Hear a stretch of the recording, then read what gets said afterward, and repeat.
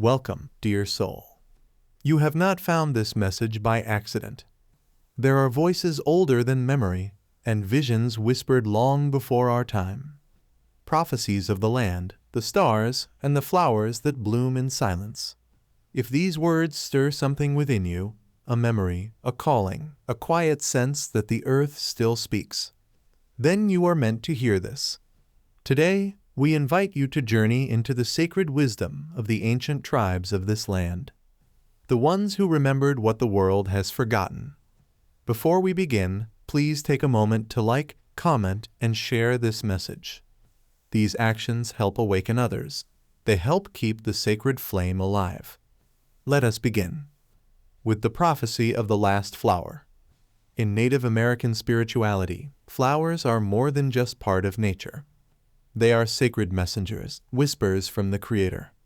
Each bloom carries beauty, fragility, and a silent reminder that life moves in cycles and all things are connected.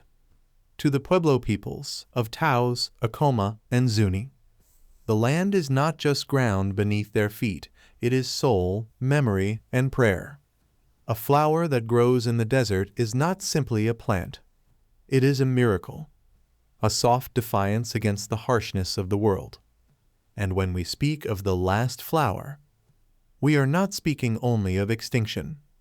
We are speaking of something sacred, a truth that remains when everything else has fallen away, a teaching that endures after the fires, after the wars, after the forgetting.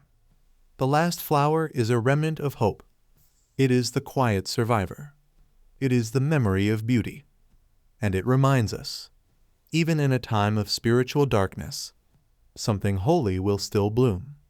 According to many indigenous prophecies across North America, we are now living in the time of purification, a sacred cycle when all that is false, corrupt, or disconnected from the earth will be revealed and removed. It is not a time of fear, but a time of awakening. The Pueblo people, whose ancestors have walked the lands of Taos, Acoma, and Zuni for thousands of years, speak of a vision called the last flower. They say, after the fire, after the floods, after the silence, there will be only one flower. The people will come from the four directions, seeking its scent. This prophecy echoes deeply with other tribal teachings of a remnant, a sacred truth, a light that survives even after the great unraveling of the world. The last flower is not just a plant, it is a symbol. It represents the last truth that remains uncorrupted, the last pure people still walking in harmony with spirit and the earth, and the last wisdom carried not by the powerful or the loud, but by the humble, the forgotten, the faithful. When the fires of greed have burned themselves out, when the floods of chaos have retreated, when the world has fallen into a great stillness, this flower will remain. And those who remember the old ways, those who carry the sacred stories, will find it. They will breathe in its scent. And from that scent, a new world will begin. A world rooted not in fear, but in reverence. Not in conquest, but in connection. And the last flower will become the first once again. The prophecy continues. All will seek its scent. What does this mean? The scent of the last flower is not something seen, it is something felt. A whisper in the soul. A longing deep within. It is the spiritual call. A signal for the faithful, the seekers, the survivors. Like the fragrance of a flower drifting on the wind. This call cannot be forced, faked, or controlled. It is invisible, yet undeniable. The Pueblo speak of a time when the earth has burned, when the waters have swallowed the cities, and when silence has fallen across the land. And then, from the ashes, a single flower, one truth, one last uncorrupted beauty, and the people will come from the four directions, drawn not by fear, but by the scent of something sacred. In real terms, this may be a return to indigenous wisdom, honoring the land, the elders, the spirits, a revival of true faith, beyond the noise of ego and division, a rediscovery of balance, with earth, with others, with the divine. This same idea echoes across traditions. In Christianity, the faithful remnant survives the storm. In Hopi prophecy, only those in harmony with earth endure the purification. This flower is not a symbol of the end, but of the beginning.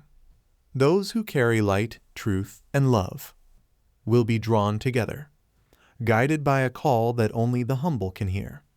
And so, we listen, we prepare, we follow the scent of the last flower. Let's take a look at the world around us. We see environmental collapse, social fragmentation, spiritual confusion, technology that connects us, but also overwhelms us. In many ways, the flowers of this age are fading. The beauty of truth, humility, connection is being drowned in noise, division, and pride. But the prophecy of the last flower speaks quietly through the chaos. It reminds us something sacred will remain. It won't be loud or famous. It may not be found on any screen, but it will be real. It might live in a desert village, or in the stories of a tribal elder, or in the prayers whispered by a single child. The last flower may be a messenger who carries ancient wisdom, a land protected for sacred purpose, a truth that outlives artificial systems, a community that holds light through the storm. And all will seek its scent, not with their noses, but with their hearts. In a world chasing shadows, the last flower will shine quietly and draw the forgotten ones back home. The Pueblo people, like many indigenous nations, live by the rhythms of the earth. They move with the cycles of seasons, of stars, and of spirit. To them, history is not a straight line, but a sacred circle. What has happened before will happen again, but each time it returns with deeper meaning. This is the wisdom behind their prophecy. The last flower may not point to one single apocalyptic moment, but to many seasons of shaking, times when the world is stripped bare of falsehood, of excess, of arrogance, times of cleansing. Yet always something remains. A single flower. It may bloom in silence in a forgotten place, but it holds the memory of what is real, the heart of what matters. It waits for those with eyes to see. And those who find that flower find life. Because it is more than a plant, it is a path, a truth that survives fire, a beauty that cannot be bought, a promise that even in collapse, the sacred endures. In every great cycle, the flower returns. Will we recognize it when it does?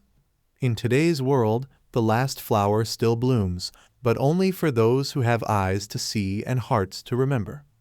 You may find it in spiritual humility, in the lives of those who walk gently, love deeply, and remain faithful in quiet ways.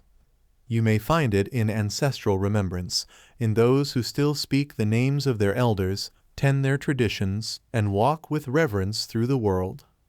You may find it in nature reverence, in those who protect rivers, trees, and skies, not for profit, but for love. And you will find it in truth tellers, those who speak from spirit, even when silenced, mocked, or cast aside. These are the last flowers. They bloom quietly among asphalt and fire. They carry the scent of spirit. This prophecy is not just a warning of things to come, it is an invitation. You are being asked, have you lost your connection to the earth? Have you wandered from your truth? Are you longing for something sacred that cannot be explained? Then you too are seeking the last flower. This journey is not about joining a religion or claiming a title. It's about returning to what is real, what is pure, what is eternal. To the place before words, before walls, before forgetting. The flower is still blooming, even now. Will you find it before the fire returns? The Pueblo prophecy of the last flower is a message of both warning and great hope. Yes, it speaks of a world unraveling, of loss, destruction, and beauty fading from the earth. But within that sorrow, a quiet promise remains, something sacred will survive. That something may not be found in headlines or towers. It may not be praised by crowds or measured by numbers, but it will remain. It may be a whisper in the wind, a flicker in the heart, a truth that cannot be erased, and it will call to those who still feel, still dream, still seek. It may even be calling you. Only one flower shall remain, and all will seek its scent. Not everyone will find it, but those who do will carry it forward. So ask yourself, are you listening? Are you remembering? Are you ready? Because the last flower is not just a prophecy. It is a path back to the sacred. Thank you for watching. May your steps be blessed, and may you always follow the scent of truth.